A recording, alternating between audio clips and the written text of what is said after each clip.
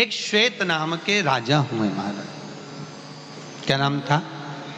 राजा श्वेत, जो स्कंद भगवान का, भगवान शंकर की भक्ति में डूबे रहते, भक्ति में लीन, चित्तवृत्ति में उनके केवल एक स्कंद थे, केवल शिव थे।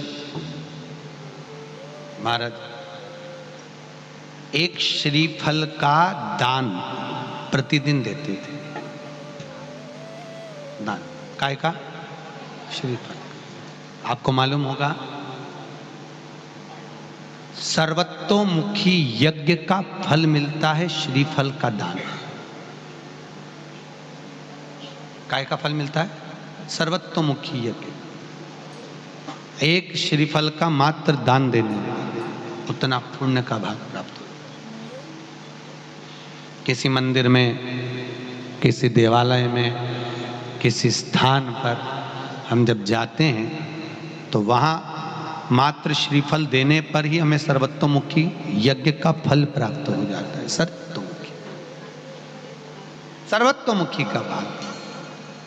आज श्वेत राजा बैठे तप में लीन थे,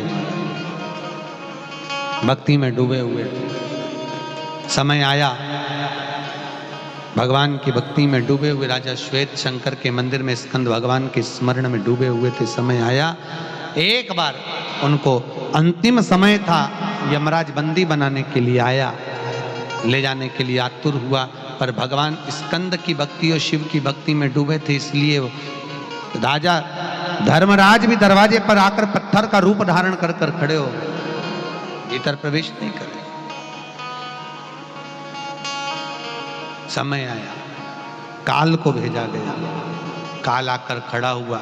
शंकर भगवान ने कहा, काल तू मेरी कथा में आने वाले का, मेरा भजन करने वाले का तो स्मरण नहीं कर सकता, उसको ले जा नहीं सकता। काल भी खड़ा, काल भी जहां हार कर जाने लगे, शंकर भगवान ने कहा, काल अगर कोई शिव की आराधना में लगा हुआ है, स्कंद की आराधना में लगा हुआ है, कोई भगवान शंकर के मंदिर में बैठा हुआ है या शिव की भक्ति में डूबा हुआ है, तो उसको परेशान नहीं करे, तो उसका हरण नहीं करे। महाराज काल वहां से लौट गया। राजा श्वेत ने काल को भी जीत लिया था। राजा श्वेत काल को जीता तो राजा श्वेत ने भगवान शंकर से पूछा, भोलेनाथ, जीवन में समृद्धि को पाने के लिए, वैभव को पाने के लिए या भक्ति को पाने के लिए हम किस चीज को समर्पित करें जिससे देवता हमारे अनुकूल, हमारे सुख को प्रदान करें?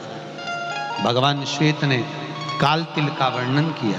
काल तिल जानते होंगे, काली तिल्ली जिसको बोला जाता है। यज्ञ में 3 चीजों की मूलता रहती है, एक चावल, काली तिल्ली और जौ। ये तीनों का क्रम अलग अलग आता है। काली तिल का यज्ञ भाग में दे देने पर, यज्ञ में अपन जो काली तिल्ली डालते हैं, इससे घर परिवार में जितने लोग रहते हैं उनकी आयु में वृद्धि होती है। ठीक है। अक्षत अगर यज्ञ में दिया जाता है तो हमारे पूर्वजों के लिए, हमारे पितरों के लिए लक्ष्मी की वृद्धि कराता है और पितरों को तारता है। जौ, जौ का बड़ा महत्व है। आप लोग देखे होंगे दाना, जौ का 3 जगह पर दान है। जौ का दान कितनी जगह पर है? 3 जगह पर। एक, ब्रजमंडल में कहीं घूमने के लिए जाएं। कहाँ पर? ब्रजमंडल में कहीं जाएं तो थोड़ी सी जौ जरूर लेकर जाएं, उसको पटक देने पर हमारे घर में कभी संपदा की कमी नहीं आती। एक जौ ब्रजमंडल में। जौ का भाग दूसरे नंबर पर जाता है गंगोत्री। कहां पर? गंगोत्री। गंगोत्री में अगर जौ का दान दे दिया जाए तो घर में किसी की अकाल मौत नहीं होती।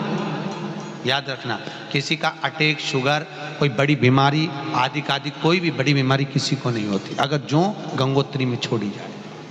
तीसरा जौ का दान होता है नैमिषारण्य। कहां पर? नैमिषारण्य चक्र तीर्थ में अगर जौ का 2 दाना अगर समर्पित कर दिया जाए तो याद रखना वहां केवल 2 दाने जौ के छोड़ देने पर घर में कभी क्लेश नहीं रहेगा।